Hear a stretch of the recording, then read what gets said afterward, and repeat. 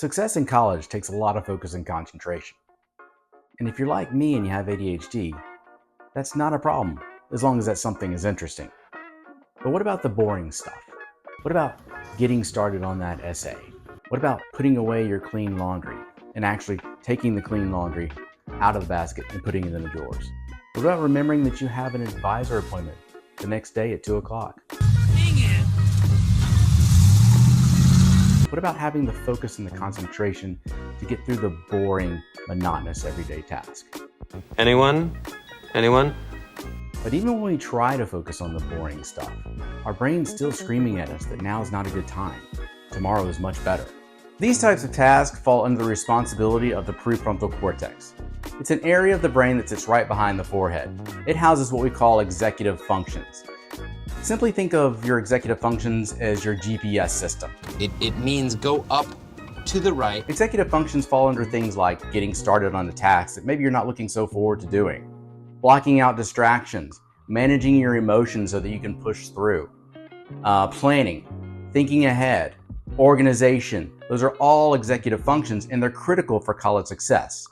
Now, the prefrontal cortex, the energy that it takes to run the prefrontal cortex is a lot, and it's not unlimited, meaning you can run out of fuel. And a tired prefrontal cortex is a very unmotivated prefrontal cortex. Now, when the prefrontal cortex is tired and unmotivated, we're a lot more likely to do things like procrastinate. And procrastination is one of the biggest things that gets in the way of a student's success in college. Now, I wish I could just tell you willpower was the answer. You just gotta push through and suck it up, and let's just do it. Just do it! But when it comes to ADHD, that stuff's quite overrated. And I wish there was a magic wand that I could just hand you. But that's not realistic either. So what can we do? Number one, sleep. Yes, I know that college students often struggle with this, but go against the grain. Start getting the sleep that you need. According to the Sleep Foundation, college students need 7 to 9 hours of sleep per day. When we don't get enough sleep, it significantly increases our ability to focus and concentrate. But there's other negative side effects as well.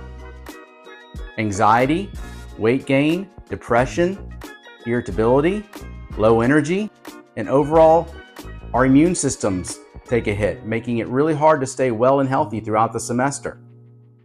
We've talked a lot about the prefrontal cortex, but sleep significantly contributes to its ability to perform. Removing blue light from your devices can significantly help your overall sleep quality.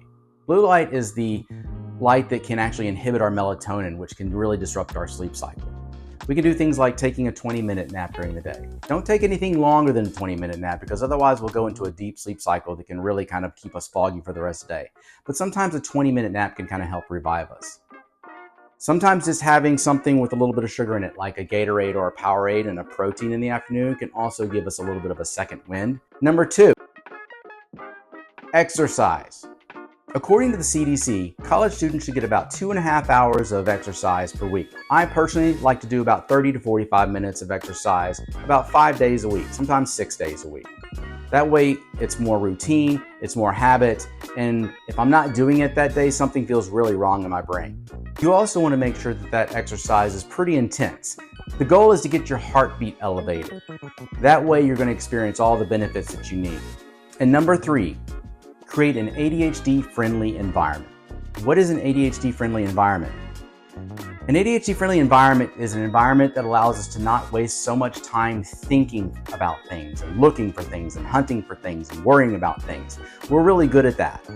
But all that energy drains our prefrontal cortex. So when we create an ADHD-friendly environment, we can save that energy for more important things. Now, there's a formula for an ADHD-friendly environment. Number one, it needs to be easy to see.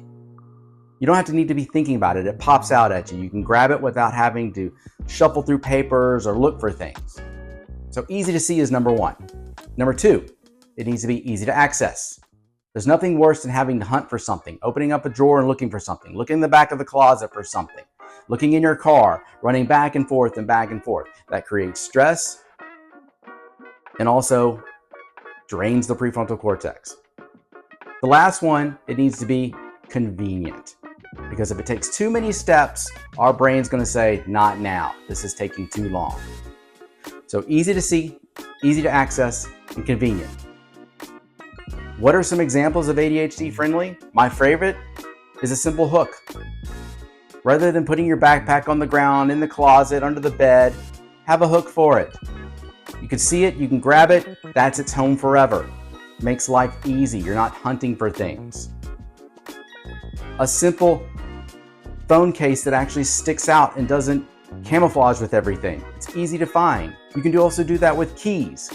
Having a little colored mark on your keys will make you not have to fumble through 14 keys to find the right one.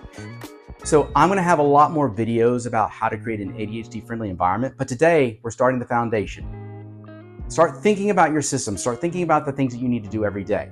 How can you make these things easier to see, easy to access, and convenient so that you can save that energy for a much higher level performance? Now, all these things you can find in my new book, Colleging with ADHD. You can get that today by clicking on the link. It's full of strategies and everything you need to know to be successful in college.